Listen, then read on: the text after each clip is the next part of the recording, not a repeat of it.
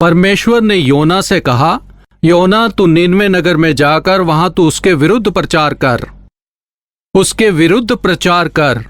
ऐसा एक संदेश परमेश्वर ने भेजा। परमेश्वर ने उसे एक शहर में भेजा। निनवे नगर एक महानगर है। उन दिनों जहां 1,20,000 लोग रहते थे वह महानगर होता था, क्योंकि आज जितनी जनसंख्या दिखाई देती है उन दिनों में उतनी नहीं होती थी। यीशु मसीह के जन्म के समय भी जनसंख्या बहुत ही कम थी। नासरत में कुल मिलाकर कुछ 100 घर रहे होंगे। छोटा गांव था। यरूशलेम में भी उन दिनों में बहुत ही कम जनसंख्या थी। पुराने नियम में जो स्थान होते थे वह बहुत ही छोटे छोटे नगर होते थे, क्योंकि उस समय जनसंख्या कुछ ज्यादा नहीं थी। अगर कहीं पर 1,20,000 लोग रहते हैं, उसका मतलब वह बहुत ही बड़ा सा एक नगर है। निनवे नगर का पाप बढ़ गया था। परमेश्वर ने योना को बुलाकर कहा, तू जा, उस शहर में जाकर चेतावनी दे। आज के समय में जरूरी है कि शहरों में जाकर लोगों को चेतावनी दी जाए। बहुत से लोग ये सोचते होंगे कि आप लोग शहर में सेवकाएं करते हो, गांव में क्यों नहीं करते? गांव में बहुत सारी सेवकाएं की हैं। कितने सारे गांव में मैं चलकर गया, कितने सारे गांव में स्कूल के बेंच पर सोते हुए, छोटा सा जो बेंच रहता है ना, घोड़े गाड़ियों में या फिर रिक्शा में, बैलगाड़ियों में सवार होकर मैंने सेवकाएं की है। आज के दिन टीवी सेवकाएं कौन से लोगों के बीच तक पहुंचती है? गांव के लोगों के बीच पहुंचती है। इन सभाओं में आने वाले अधिकतर लोग कौन होते हैं? गांव के लोग ही होते हैं। हम सब लोग भी एक समय में गांव के वासी ही थे, पर आप भूल गए। हैदराबाद में मेरा बचपन नहीं गुजरा था। बचपन से हम लोग हैदराबाद में नहीं रहते थे। शहर अब डेवलप हो रहे हैं। अगर अब शहर डेवलप हो रहा है मतलब कंपनियां बढ़ रही हैं, व्यवसाय बढ़ रहे हैं, शिक्षा का स्तर बढ़ रहा है, व्यापार का स्तर बढ़ता जा रहा है, इसलिए शहर में काफी विकास हो रहे हैं और इसी कारण गांव के लोग सभी शहर में आ रहे हैं और इसी वजह से शहर में जनसंख्या बढ़ती जा रही है। निनवे नगर में जाकर तुझे उसके विरुद्ध चेतावनी देनी होगी। उन दिनों में निनवे शहर में रहने वाले जो अशूर लोग थे, इजराइल के विरुद्ध में बहुत ही दुख दिया करते थे। योना को पसंद नहीं था। परमेश्वर के विरोध में खड़े रहने वालों के बीच में मैं क्यों जाऊं? परमेश्वर के विरोध में रहने वाले लोगों के बीच में सुसमाचार क्यों फैलाऊं? उनकी मौत आ गई है, उन्हें मरने दो। परमेश्वर ने जब निनवे जाने के लिए कहा, तब तरशीश जाने के लिए उसने याफा में जाकर जहाज को पकड़ा। निनवे को जा, उन्हें आशीष दे, वहां पर लंगड़ों को चलाने का कार्य कर, अंधों को देखने दे, बीमारों को चंगाई दे। जा, ऐसा कहा तो दौड़ के शायद वो जा सकता था, लेकिन वहां जाकर क्या करना है ऐसा कहा गया। उनके विरोध में बात करनी होगी। 40 दिन में तुम्हारा नाश होने जा रहा है, ऐसा कोई बोले तो क्या करेंगे वहां के लोग? खुद नाश होना बाजू में रखकर पहले तुम्हारा नाश करने के लिए तैयार होंगे, पहले तुम्हारा सिर फोड़ देंगे। देखिए, परमेश्वर की इच्छा के अनुसार करने वाली सेवकाई में फल मिलता है। परमेश्वर की इच्छा है कि एक प्राण को आपको उद्धार में जरूर चलाना होगा। परमेश्वर की सेवा मतलब एक प्राण को आनंद अग्नि में जाने से बचाकर स्वर्ग राज्य में आपको चलाना ही होगा। परमेश्वर के वचन को प्रकट करने का और परमेश्वर के भवन में आने वाले लोगों का उद्धार होने के बाद, प्रभु की इच्छा को जानने के बाद, परमेश्वर के विचारों को मानकर परमेश्वर के विचारों के अनुरूप चलने के लिए परमेश्वर उन दिनों के भविष्यवक्ता इस समय के भविष्यवक्ता को लेकर काफी खुश होते हैं। अपने सेवकों को भेजता है, इतना ही काफी है। सिर्फ नाचना और कूदना और ऊपर ही ऊपर जो चीजें चाहिए, जैसे सुख या चंगाई देने के लिए ही नहीं। योना बचकर भागने की कोशिश कर रहा था, लेकिन परमेश्वर ने समंदर में तूफान को उत्पन्न करके आखिर तक अपनी गलतियों को मानकर, मेरे द्वारा ये बुराइयां हुई हैं ऐसा मनवाकर, जब मछली ने योना को निगल लिया था तब उसने क्या किया था आपको पता है? प्रार्थना करके, खाना पीना कुछ नहीं, सिर्फ उपवास प्रार्थना किया उसने। मछली का भी उपवास था। अगर मछली का उपवास नहीं रहता तो ये अंदर ही मारा गया होता।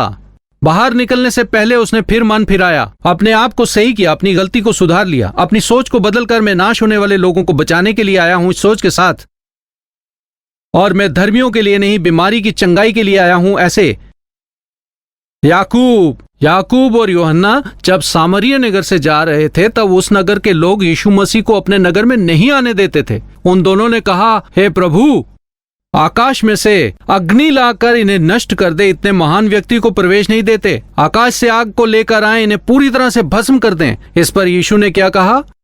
ये तुम किस आत्मा से भर गए हो? एक भी प्राण नष्ट नहीं होने चाहिए। मैं उद्धार करने के लिए ही आया हूं।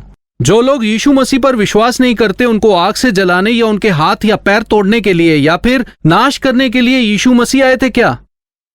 जो मुझे नहीं ढूंढते थे, उन्होंने मुझे पा लिया। आज इस सुसमाचार की जरूरत किन लोगों को है? जो नाश हो रहे हैं उनके लिए जरूरी है। चर्च में रहने वाले लोगों के लिए सुसमाचार की जरूरत नहीं। जो लोग चर्च में रहते हैं, उन्हें एक प्राण को बचाने के लिए आत्मा के बोझ की जरूरत है। जिनका नाश हो रहा है, उन्हें बचाने का बोझ होना जरूरी है। आज के दिन कितने सारे लोग पाप में हैं, व्यभिचार में पड़े हैं, बुराई में हैं, नशे का सेवन करते हुए गुलामी में हैं। उनके प्राणों को हमें बचाना है, इसलिए उनके पास जाकर सुसमाचार सुनाना है, यीशु के पास लेकर आना चाहिए। ऐसा बोझ नहीं है। जब योना को समझ आया, वह निनवे गया 3 दिन की यात्रा करके। वहां के लोगों को यह बताने गया कि 40 दिन में यह नगर और तुम्हारा नाश होने जा रहा है। यही मेरे प्रचार का सार है और कुछ नहीं। 1 घंटे का संदेश नहीं, बस एक ही शब्द, 40 दिनों में तुम्हारा नाश होने वाला है, नाश होने वाला है, नाश होने वाला है। ऐसा प्रचार करता गया वह। बस जो शब्द था, उसने निनवे वासियों के हृदय में तलवार की तरह वार कर दिया। उनका हृदय पूरी तरह पिघल गया। राजा के स्थान से लेकर सेवक तक अपने स्थान से नीचे उतरकर टाट वस्त्र पहनकर उपवास करके अपने पापों को मानकर प्रायश्चित किया। उसे कहते हैं बेदारी। आज के दिनों में ऐसी बेदारी दुनिया में दिख नहीं रही। एक समय था जब बेदारी के साथ मसीही लोगों ने बढ़ोतरी को पाया। अपनी अपनी कलीसिया को बढ़ाने के लिए लोग सांसारिक सोच और सांसारिक विचारों के साथ बढ़ रहे हैं। लोगों को अपनी ओर आकर्षित करने के लिए बड़ी बड़ी सभाओं का आयोजन करते हैं, लेकिन जब पवित्र आत्मा का कार्य होता है, अगर परमेश्वर का शब्द जैसे का वैसा विचार किया जाए, तो प्राणों का उद्धार होगा और लोगों के बीच में बेदारी बढ़ेगी।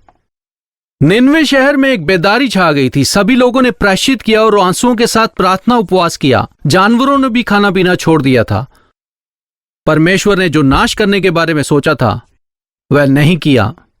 देखिए, जब हम अपने पापों से मन फेर लेते हैं और प्रायश्चित करते हैं, तब वह करुणामय परमेश्वर अपनी गलती मान लेने वाले किसी पर भी अपनी शिक्षा को बिल्कुल नहीं डालते। सारे निनवे नगर ने उद्धार पाया। और बस इतना ही नहीं, मगर लगभग 100 साल के बाद परमेश्वर ने और एक भविष्यवक्ता को निनवे भेजा। वह भविष्यवक्ता है नहूम। नहूम की किताब 1 अध्याय। निनवे के विषय में भारी वचन। निनवे के विषय में भारी वचन। एक बार पश्चाताप किया, एक बार परमेश्वर ने क्षमा किया। उनके ऊपर जो भी शाप था वह निकल चुका था। जब किसी के भी जीवन से शाप निकलता है, तभी हमारे जीवन में एक आशीष होता है। जब निनवे के लोगों ने जीवन में आशीष पाया, उनकी संपत्ति बढ़ गई, व्यापार बढ़ गया था, स्वस्थ और सेहतमंद थे, सभी विषयों में बढ़ोतरी पा रहे थे। हर बढ़ोतरी पाने के बाद भी जो जरूरी बात थी उसे भूल गए।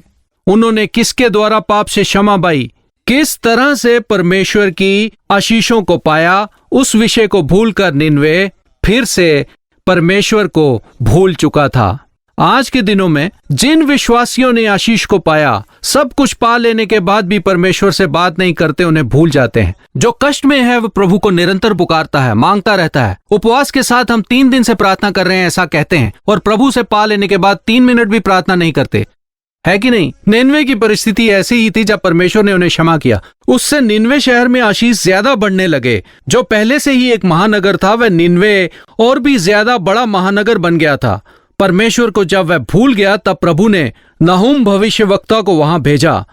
आप लोग परमेश्वर स्नेही हैं करके क्षमा करने वाला है, बड़ा दयालु है, बहुत अच्छा है, तरस खाने वाला और कृपालु भी है। यह सब आप लोग सोचते हो, इसलिए आपको इतना ही पता है, परंतु हमारे परमेश्वर के और गुणों को आप लोग नहीं जानते हो। देखिए परमेश्वर के गुण क्या हैं। 2 वचन, यहोवा जल उठने वाला और बदला लेने वाला ईश्वर है। यहोवा बदला लेने वाला और जल जलाहट करने वाला है। यहोवा अपने द्रोहियों से बदला लेता है। यहोवा विलंब से क्रोध करने वाला और बड़ा शक्तिमान है। वह दोषी को किसी प्रकार निर्दोष ना ठहराएगा। वह निर्दोष तो ठहराएगा, परंतु अगर कोई दोषी है तो उसे निर्दोष नहीं ठहराता। वह दयालु तो है, परंतु उसका जो क्रोध है बस क्षण भर का है। और एक बात की, वह विलंब से क्रोध करने वाला है। अब मेरा सांस फूल गया, आप ही अलाप लगा लीजिए। कितना विलंब करता है? आप लोग 30 साल, 40 साल या फिर 50 साल अपने जीवन में कितने भी साल, कितने भी दिन, कितने भीषण अगर दुख दिलाते हो तो वो भी सहन कर लेगा। लेकिन आप लोग पश्चाताप नहीं करोगे तो आप परमेश्वर की ओर ना फिरते हो, और अगर पश्चाताप नहीं करते, वे स्थिति को नहीं समझते, तो उनका क्रोध क्षण भर के लिए है। कितने क्षण का? क्षण भर का। हे निनवे, तुझ में से एक निकला है जो यहोवा के विरुद्ध कल्पना करता है और नीचता की युक्ति बांधता है। हे निनवे, तुमने मन तो फिराया है, उपवास रखकर प्रार्थना भी की है, तुम लोगों ने पश्चाताप भी किया। उसी दिन नाश करने की सोच रहा था मैं, लेकिन तुम्हारे पश्चाताप को देखकर, आंसुओं को देखकर, तुम्हारी दीनता को देखकर मैंने अपना इरादा बदला और तुम पर कोई बुराई ना डालते हुए तुम्हें मैंने आशीष दिया। पर आज निनवे, तू मुझे भूल गया है। मेरे विरुद्ध तेरे दिल में विरोध की कल्पनाएं हैं। मेरे विरुद्ध नीचता की युक्तियां बांधने वाले निकले हो तुम लोग। 14वां वचन। निनवे, यहोवा ने तेरे विषय में यह आज्ञा दी है, लिखा है कि आगे को तेरा वंश ना चले। हे निनवे, आज के बाद आशीषित हुआ महान निनवे, तेरे नगर का, तेरे गांव का नामो निशान नहीं रहेगा। ऐसा तेरा नाश होने वाला दिन जल्दी आने वाला है। हे निनवे का पाप क्या क्या है? 3 अध्याय 1 वचन। हाय उस हत्यारी नगरी पर, नगरी पर हाय। इन शहरों में देखिए कितनी सारी धोखेबाजी है, चोरी चकारी है, और कितनी हत्याएं होती हैं और बुराइयां होती रहती हैं। परमेश्वर द्वारा आशीष को पा लेने के बाद हम परमेश्वर के आश्रय में नहीं रहते हैं, पर सांसारिक जीवन जीते हुए नष्ट होते हैं। सांसारिक बुराइयों के अनुसार दुनियादारी में फंस जाते हैं। परमेश्वर चेतावनी देते हैं, आगे देखेंगे वचन क्रमांक 4 में, ये सब उस अति सुंदर वेश्या और निपुण टोनहीन के छिनाले की ये बहुत याद के कारण हुआ। वह व्यभिचार शहरों में, आज के दिनों में, क्लब में, पब में, कितने ही जवान लोग पब जाया करते हैं, बिना शर्म किए आधे अधूरे कपड़े पहनते हैं। मुझे पब का मतलब नहीं पता था। मैंने किसी से पूछा कि यह पब का क्या मतलब है, तो उसने मुझे बताया कि वहां अच्छे से शराब पीकर भिन्न भिन्न रंगों की लाइटों में म्यूजिक बजाते हैं। लड़के लड़कियां एक दूसरे से चिपकते हुए जहां मन मर्जी चाहे नाचते हैं, उसे कहते हैं पब। बुरी नजर से ही अगर आप किसी स्त्री को देखते हैं तो पाप है, ऐसा यीशु ने कहा। परमेश्वर का वचन कहता है कि व्यभिचार से दूर रहना चाहिए। अपने शरीर को अपनी इच्छा के अनुसार इस्तेमाल करोगे तो परमेश्वर शांत रहेंगे क्या? तुम्हारा शरीर पवित्र है, ये तुम नहीं जानते क्या? अगर किसी ने शरीर को नाश किया तो मैं उसका नाश करूंगा, ऐसा कहा। क्यों आज के दिनों में जवानों को तरह तरह की बीमारियां होती हैं, तरह तरह का दुख, तरह तरह की समस्याएं? क्यों जवान लोग आज ज्यादा आत्महत्या करके मर रहे हैं? आज के दिनों में जहां भी देखो वहां व्यभिचार बढ़ रहा है, बढ़ता ही जा रहा है। और एक शब्द कहा गया है, देखिए, व्यापार। 16वां वचन। तेरे व्यापारी आकाश के तारागण से भी अधिक अनगिनत हुए। व्यापार, इन्वेस्टर्स चाहिए, दूसरे देशों में से ज्यादा इन्वेस्टर्स चाहिए। आज के दिनों इन सभी के बीच में जब हम रहते हैं, हर जगह हम व्यापारियों को देख सकते हैं। और कैसे, कहां पैसे रखने चाहिए, कहां नहीं, कहां इन्वेस्ट करना चाहिए और कहां पैसे को बढ़ाना चाहिए, उस सोच में रहते हैं। हमारी संपत्ति को कैसे दुगना बढ़ाना है, हमारी संपत्ति, हमारा दौलत, हमारे पैसों को कैसे बढ़ाना है, इसी विचारों में गिरकर संसार के लोग दौड़ रहे हैं। अगर तुम प्रभु के बच्चे हो तो तुम्हें क्या करना चाहिए बताइए? पूरी दुनिया पैसों के पीछे दौड़ रही है, नाम कमाने के लिए दौड़ रही है, संपत्ति पाने के लिए दौड़ रही है, और बहुत बड़ा बनना है ऐसी आशा रखते हैं। दुनिया में सुख चैन का जीवन चाहते हैं, अपनी खुशी के लिए क्या कुछ नहीं करते। हमें क्या करना चाहिए, यही मेरा सवाल है। अगर आप भी ऐसा ही करोगे तो अगर आप लोग भी इस तरह लगे रहे तो, मतलब अगर तुम पैसों के लिए ही जी रहे हो, उसी की तैयारी में लगे हो तो, बस पैसा कमाने की इच्छा से ही जी रहे हो तो, नाम कमाने के लिए ही जीवन जी रहे हो तो, सुख चैन की जिंदगी में ही लगे हो तो, तुम्हारे और सांसारिक लोगों में क्या फर्क है? मैं सिर्फ जीऊंगा तो पैसों के लिए ही जीऊंगा। कुछ लोग कहते हैं मैं नौकरी के लिए ही जी लूंगा, मैं जीऊंगा बस व्यापार के लिए जीऊंगा, ऐसा कहते हैं। मैं अगर जीऊंगा तो अपनी ड्यूटी के लिए ही जीऊंगा। मेरा जीने का एक ही लक्ष्य है, ड्यूटी। मेरा जीने का एक ही लक्ष्य है, खाना। ये क्या है? प्रभु यीशु मसीह पर विश्वास करने वाले लोग हमेशा यही कहते हैं कि मेरा तो जीवन है वह सिर्फ मसीह के लिए है। पर जीवन में मसीही के लिए वास्तव में जगह देते हो क्या? एक विषय में कम से कम मसीह को पहला स्थान देते हो क्या? सुबह उठते ही आप चाय को प्राथमिकता देते हो या कॉफी को प्राथमिकता देते हो? सुबह उठते ही मेरा मोबाइल किधर है, मेरा मोबाइल किधर है, उसी में ध्यान रहता है। मेरा बाइबल कहां है, मेरा बाइबल कहां है, ऐसा कभी ढूंढते हो क्या? बोलिए। सुबह उठते ही सिर के पास बाइबल रखकर आज परमेश्वर मुझसे क्या बात करेगा, ऐसा? परमेश्वर इस दिन मुझे पूरा संभाल लेना, मेरी अगुवाई कीजिए, मेरी सहायता कीजिए, मदद कीजिए, ऐसे उठकर बाइबल पढ़ते हुए दिन की शुरुआत करते हो क्या? या फिर उठते ही रात को क्या क्या मैसेज आए हैं, है ना? पता नहीं क्या क्या मिस हो गया। फेसबुक में कौन सा फेस जुड़ गया है, उसका फेस देखना है, इसका फेस देखना है, पर यीशु का फेस नहीं देखना है कि नहीं? यीशु की ओर देखते हुए जो तुम्हारे सामने खड़ा है इस दौड़ में धीरज के साथ दौड़ो कहा गया है। यीशु की ओर देखने वाला कहां है? कौन है ऐसे लोग? रात को सोने से पहले आखिर में आप लोग क्या देखते हो, बोलिए? सबसे आखिर में सोने को जाने से पहले सबसे आखिर में जो चीज आप देखते हो वो क्या है? वचन है या सेलफोन है? आज के दिन देखिए, मनुष्य के पास प्रभु के लिए समय नहीं है, सांसारिक कार्यों के लिए समय है। प्रभु कहते हैं कि अगर आपने अपने प्रभु के द्वारा आशीष पाया है तो एक बात को अच्छी तरह से ध्यान में रखें, अगर परमेश्वर पर विश्वास नहीं रखा हो तो, अपनी मनमर्जी से आप पाप में जीवन जी रहे हो तो प्रभु परमेश्वर आपके प्रति एक कृपा दिखाएंगे। पाप जहां बढ़ता है वहां प्रभु की कृपा भी बढ़ती है। नष्ट हुए निनवे शहर में परमेश्वर ने अद्भुत रीति से मरकर नाश होंगे ऐसा कहने वाले लोगों का भी उद्धार करके परमेश्वर बड़ा मौका देता है। अगर एक बार उद्धार पा लिया जाए तो, अगर परमेश्वर के प्यार को चख ले तो, एक बार मैं परमेश्वर का बेटा हूं कहकर बपतिस्मा लेने के बाद, एक बार आप कह दो कि मैं उनके पीछे चलता हूं और कलीसिया जाकर प्रभु भोजन में भाग लेकर और परमेश्वर की महिमा निरंतर करूंगा, ऐसा निर्णय लेने के बाद गलत राह पर चल दिए तो, यदि परमेश्वर को भूल गए तो परमेश्वर का क्रोध हमारे ऊपर आता है। तो आज के दिनों में पीछे हटने वाले लोगों को भक्तिहीन ऐसे हिंदी में कहते हैं। भक्तिहीन का मतलब अविश्वासी से लोग नहीं, भक्तिहीन का मतलब पापी लोग नहीं, भक्तिहीन का मतलब अन्याय करने वाले लोगों से नहीं, एक समय भक्ति में रहने वाले पर वह आज भक्तिहीन हो गए। मतलब भक्ति को क्या हो गया, चला गया। यीशु द्वारा उद्धार पाने के बाद, प्रभु ने मुझे आशीष दी ऐसे जान लेने के बाद, वह कोई भी समय क्यों ना हो, मुझे उसे नहीं छोड़ना, मुझे उसे भूलना नहीं है, मुझे उनकी इच्छा पूरी करनी है, उनकी इच्छा के अनुसार चलना है। अगर इस तरह का निर्णय हर एक विश्वासी जन लेने लगे तो प्रभु अवश्य आनंदित होंगे, नहीं तो परमेश्वर का क्रोध हम पर आएगा। परमेश्वर के उपकार अगर भूल जाएंगे तो हमारा सब कुछ खो सकते हैं।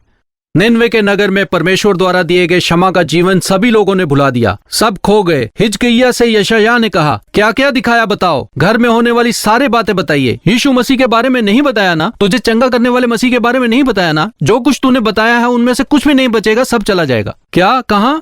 जो कुछ भी तूने बताया वह शत्रु आकर लूट लेंगे। तूने यीशु को नहीं बताया, इसीलिए तूने घमंड किया, मन में अहंकार भर गया। 15 साल परमेश्वर ने बड़ा कर दिया था, उपकार और स्तुति करते हुए। मैं तो कब का मर गया होता, अभी जी रहा हूं, मतलब परमेश्वर की कृपा है। ऐसा ना कहते हुए मेरा युद्ध, मेरा सोना, मेरी संपत्ति खुद की बड़ाई कर रहा था, इसलिए उसके जीवन में बस नाश को ही पाया, नष्ट हो गया। आज के दिनों में कई सारे लोग परमेश्वर द्वारा आशीष पाते हैं, इसलिए प्रभु की कृपा को नहीं भूलना चाहिए। परमेश्वर चेतावनी दे रहा है, इस आखिरी समय में मनुष्य स्तुति ना देते हुए जीवन जिएंगे। 2 तीमुथियुस 3 अध्याय 1 वचन। पर यह याद रख कि अंतिम दिनों में कठिन समय आएंगे। क्योंकि मनुष्य स्वार्थी, लोभी, डींगमार, अभिमानी, निंदक, माता पिता की आज्ञा टालने वाला, कृतघ्न, अपवित्र, दया रहित, क्षमा रहित, दोष लगाने वाला, असंयमी, कठोर, भले के बैरी, विश्वासघाती, ढीठ, घमंडी और परमेश्वर के नहीं वरन सुख विलास को ही चाहने वाले होंगे। वे भक्ति का भेष तो धरेंगे पर उसकी शक्ति को नहीं मानेंगे। ऐसों से परे रहना। इस पंथ के समय में प्रभु यीशु से आशीष पाने वाले विश्वासी जनों, सुनो, मेरे पापों से मुझे बचाया, मेरे पापों को क्षमा किया, मेरी मौत से मुझे बचाया, मुझे शाप से निकाल दिया, मुझे आशीष दिया और मुझे आशीष दिया, ऐसे कहने वाले इन लोगों से संभल कर रहना चाहिए, जो धन्यवाद नहीं कर सकते, जो डींग मारते हैं, अभिमानी लोग, लोभी लोग, ईर्ष्यालु, निंदक, अपवित्र लोग, दया रहित, क्षमा रहित, दोष लगाने वाले, असंयमी लोग, कठोर लोग, भले के बैरी, विश्वासघाती, ढीठ लोग, घमंडी, परमेश्वर के नहीं वरन सुख विलास को ही चाहने वाले, ये भक्ति का भेष तो धरेंगे पर उसकी शक्ति को नहीं मानेंगे। ऐसों से परे रहना। परमेश्वर ने हमें जो उद्धार दिया है उस उद्धार के कारण उनकी स्तुति करनी चाहिए। जब अशुद्ध आत्मा एक इंसान में से निकलकर जाती है तब खाली हुए उस मन के द्वारा परमेश्वर को स्तुति और धन्यवाद अर्पण नहीं की गई तो तब छोड़कर गई हुई आत्मा फिर से आकर देखती है कि 30 साल इसका इस्तेमाल करके इसके पास आकर उस मन का हाल देखने आती है तो देखती है कि वह भी खाली और सजा कर रखी गई है। देखिए, जब परमेश्वर हमारे अंदर आता है तब सब कुछ सज धज कर रखा होता है। दुष्ट आत्मा उससे भी और बुरी 7 दुष्ट आत्माओं को लेकर आती है और हृदय में वास करती है। आज के दिन में देखिए, इसलिए उनकी स्थिति जो पहले हुआ करती थी और अब आखिर में जो स्थिति होती पहले से बुरी होती। तो आज के दिन नए लोग अधिक मात्रा में उद्धार पाते हैं और पश्चाताप करते हैं। पहली बार जो लोग सुसमाचार सुनते हैं उनका मन फिरना तो सामान्य है, पर प्रभु के वचन को पीढ़ी दर पीढ़ी सुनने वाले, परमेश्वर के आशीष का अनुभव पाने वाले लोगों का हृदय बहुत कठोर हो जाता है। परमेश्वर का गुस्सा ऐसे ही लोगों पर आता है। परमेश्वर के चरणों के पास आएंगे, पश्चाताप करना है, टूटे फूटे मन को संभालना है।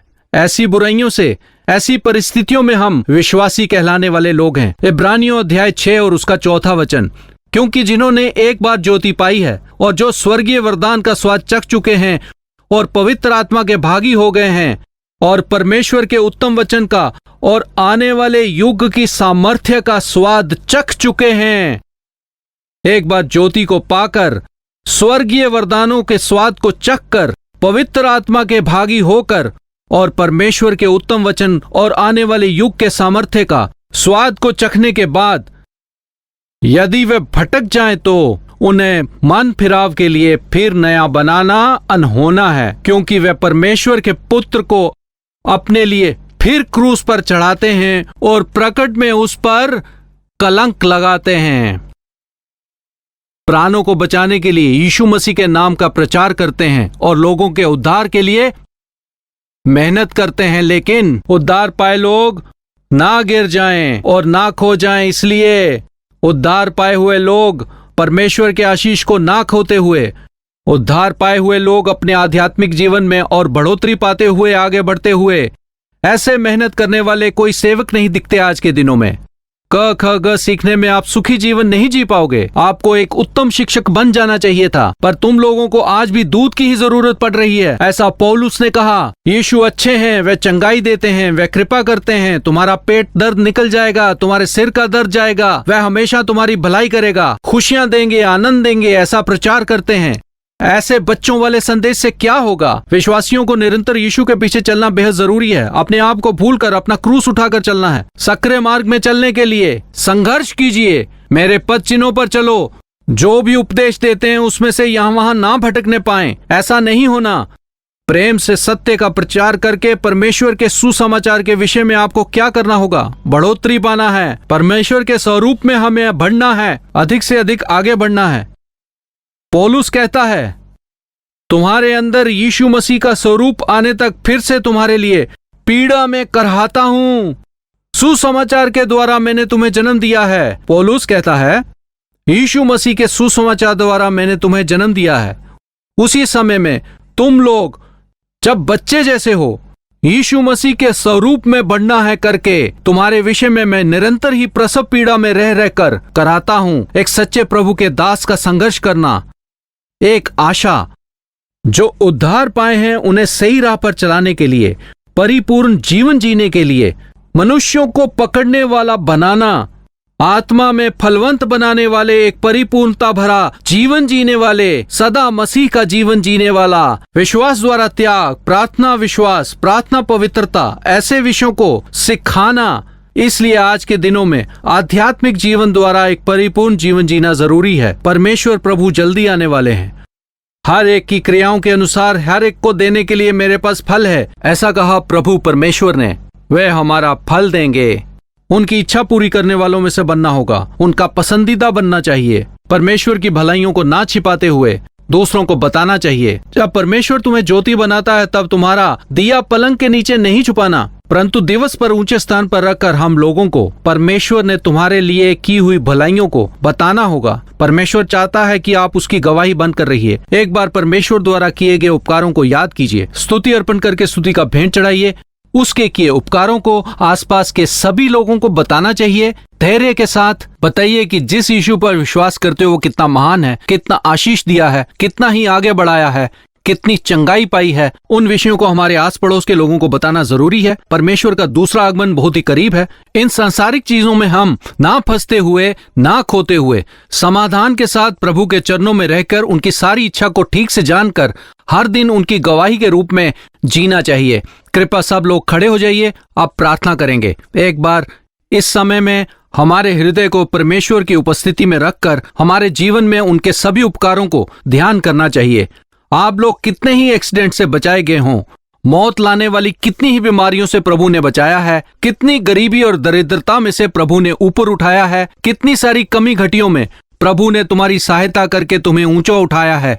हम जब घोर निराशा में पड़े हुए थे तब परमेश्वर ने आसरा देकर हमें खुशी से भरकर खड़ा किया है। उसे याद करके प्रभु की स्तुति करनी चाहिए।